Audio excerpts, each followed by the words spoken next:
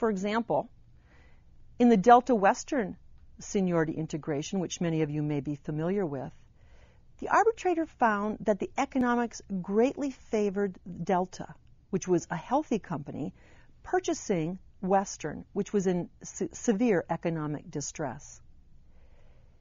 Since the Western flight attendants were disproportionately more senior, and because they were going to be getting more job security and better pay and benefits by coming to Delta through the transaction, the arbitrator decided that he would order that the lists be merged on a ratio. Actually, the top 25% of the list was merged on a ratio that was quite favorable to the Delta flight attendants.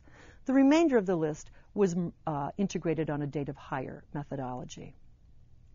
And by the way, he denied requests from Delta flight attendants who had company seniority, who requested that they be given credit for that company seniority. So he declined that request.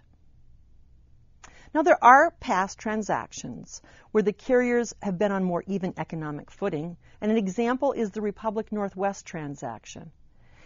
In that case, the arbitrator rejected both parties' positions because he found that both carriers were on an even economic footing, and so he told the Northwest flight attendants, your proposal would put a large percentage of the Republic flight attendants at the bottom of the list.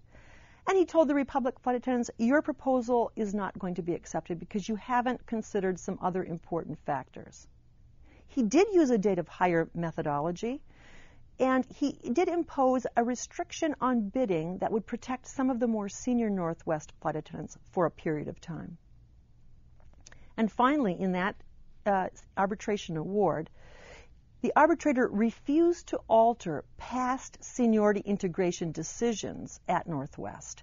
And this particularly pertained to the integration with Republic and Hughes Air West. He just said, that's not before me, and I'm not going to alter those past seniority decisions. So there are common themes and factors that emerge when you read these decisions and you look at the settlement agreements. Merger committees and arbitrators almost never reorder the seniority of the employees on the pre-merger lists. For example, they won't put a more junior Delta flight attendant ahead of a more senior Delta flight attendant on your pre-merger list, or a more junior Northwest flight attendant ahead of a more senior Northwest flight attendant on their pre-merger list. It's also commonly accepted that arbitrators won't revisit past seniority integration decisions, as we noted in the Republic Northwest transaction.